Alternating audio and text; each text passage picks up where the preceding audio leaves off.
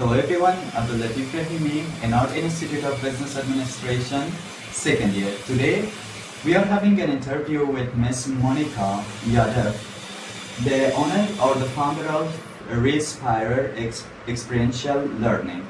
Thank you so much, Ms. Monika, for giving us time to have an interview with you.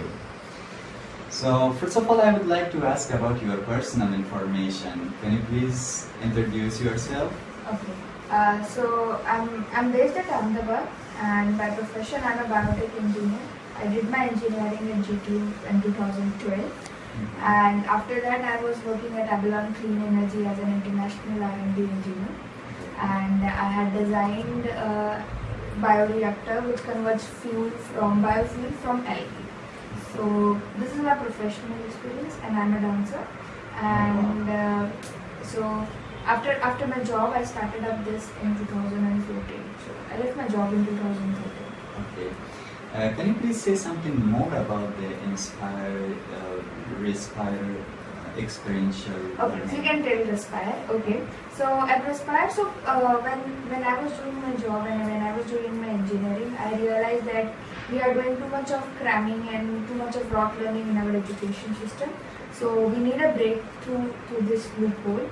And this made me to find a solution, and I realized that science is a subject which we don't really apply, and science has to be an application-based subject. So every person who learns science should know where is it applied in real life. So with taking this solution in a mark, I decided to design the complete curriculum we have, like from 5 to 15 years old, and everything they read in science we have converted into practical. So I designed 200 sets of experiments for such children, and then I formed the Respire Experiential Learning with the thought that we will make science easy and fun for children. Okay, that's good. Since how long the Respire is functioning? January 2014. January 2014. And which kind of experience have you gotten during this period of time?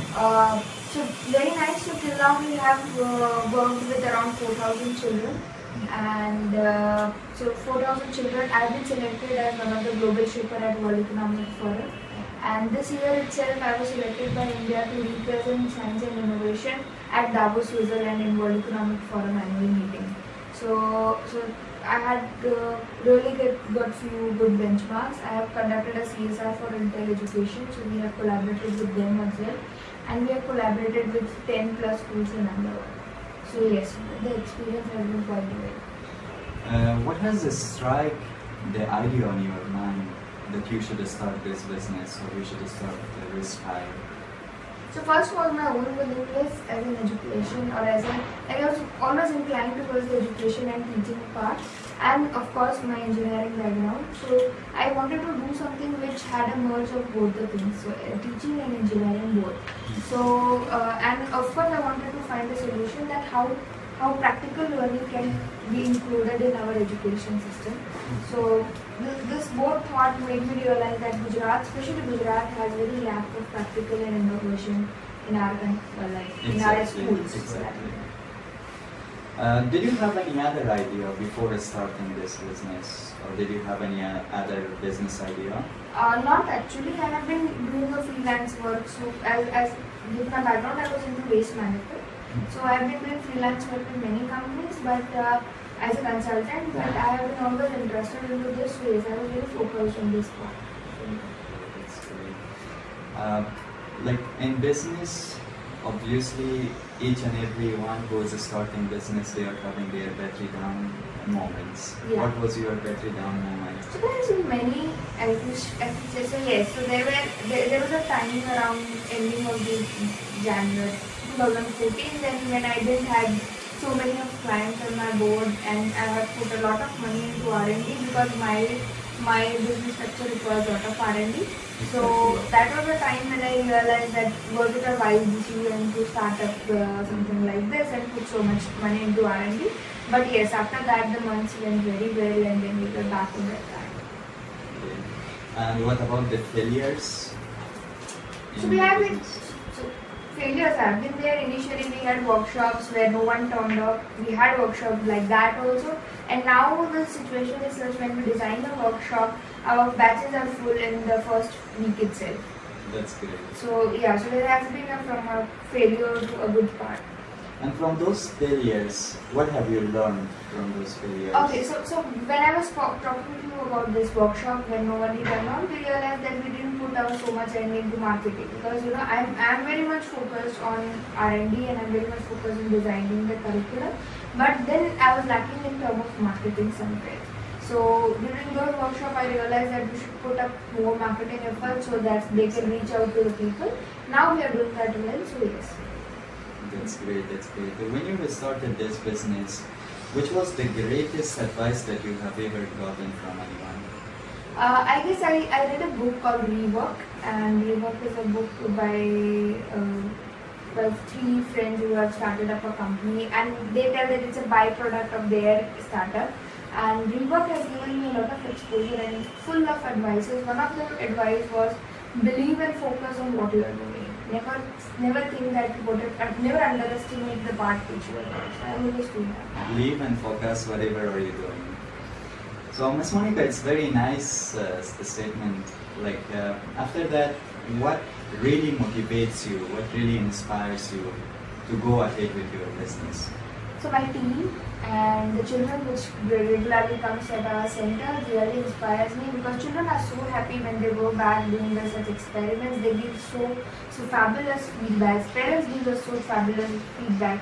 Like we did a workshop in a rural part of Gujarat, and they told us that they repaired their window using the science which we have taught them. So this all really inspiring. That's great. What's your biggest fear? From which thing are you scaring a lot inside your business?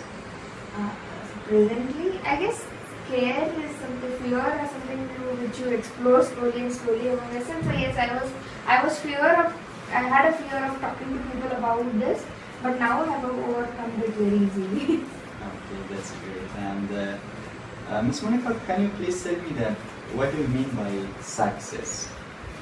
What do you mean by Success.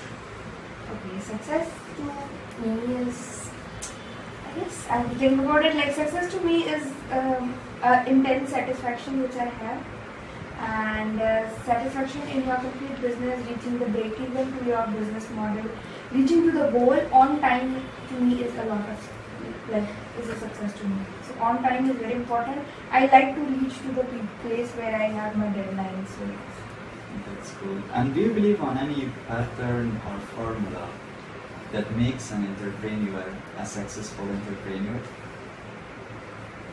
Sticking to the basics and a good team. I guess these are the 2 things entrepreneurs should always work on. So people evolve, people like to talk, but there are surface level talks, there are surface level marketing, but your basics, your content should be always strong. Like in any entrepreneurship, is it is an IT based or a mechanical based or a technology based, or even something as simple as tailoring. But your content should be always strong. You should be very clear about your USP. And then another part is having a very good team is very important. A team who is really very efficient and passionate about whatever they are doing. That is the pattern of formula that you are believing on. That's great. And if you could talk with one of the people from history, who would you like to talk? I guess I would like to talk to Albert Einstein, because he was the one who always encouraged in education and not informal education. He always encouraged informal education, and that is where he also grew by learning and doing. So I think he's one of the person we would like to. And who is a great inspiration for you, and who was a great inspiration for you? Like from history people you can say, or from now even you can say that who is actually. When it comes to STEM education and my work, Dr. APJ Abdul Kalam was a real inspiration for us. We also designed a special rocket making workshop after he passed away to give a contribution, or you should say to remember him. So he was a greater inspiration, and currently many people, I guess the teachers, like teachers in India, there are many teachers in India who are really putting a lot of efforts in making education system better, despite of not getting so much of reward in front. There are municipal schools where teachers are working selflessly. So I guess they are the inspiration I see that is working in a great part. That's great, that's great. What was your satisfaction moment from your business, and how could you make this satisfaction more and more? So one of the satisfaction was when I reached this Switzerland for Davos. So Davos is the greatest business meeting that's held across the globe.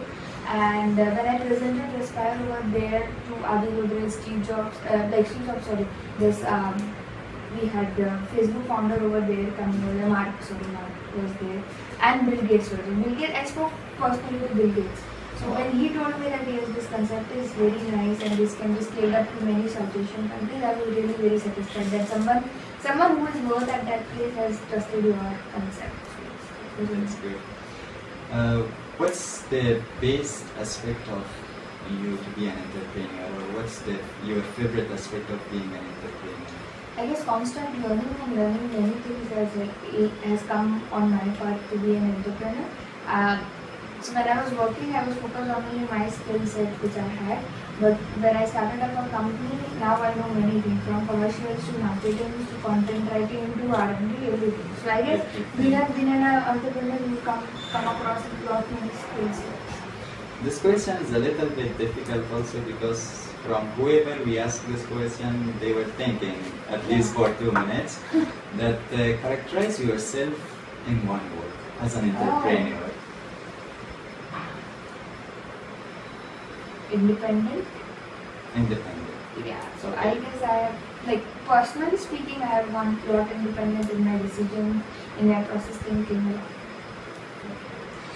And do you see any major difference between the people who are the entrepreneurs and the people who are working at offices or working in a big organization? So the major when it comes to the difference is again the decision making and the learning process. As an entrepreneur, you learn till the end, every day, every moment you learn something, or you have constantly try to improvise yourself, which is not there when you're working.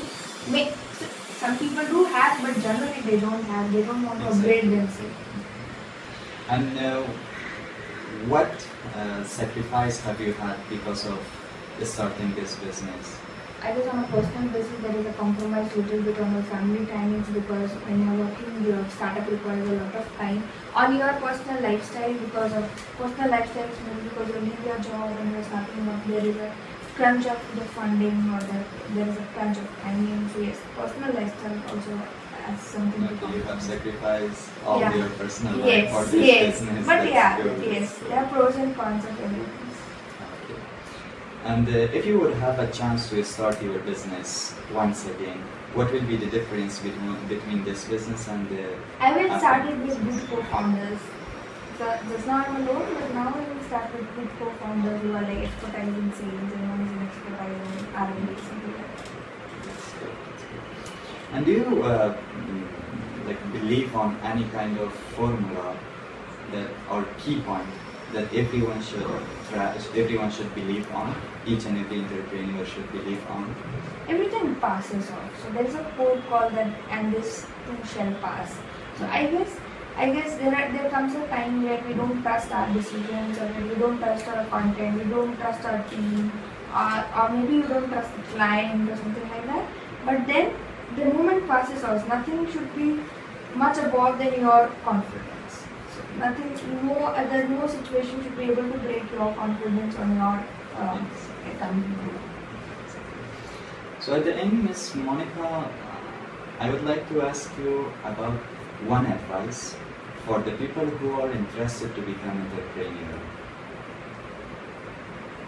So have a proper plan. Like I have seen here, like in the startup community, that people don't plan, or they don't make their lean business models, or they don't have an idea of their break even, they don't have the idea of their funding. Go a little professional. Start up with the proper planning, with the proper funding, with the proper team, and So stay focused on your plan, what you are having, and don't distract yourself at least till 2 years. Give 2 years to your startup even if it doesn't work. Thank you so much, Ms. Monika. Thanks a lot. Welcome, and thank you for taking the interview. Thanks a lot. Yes, we're done.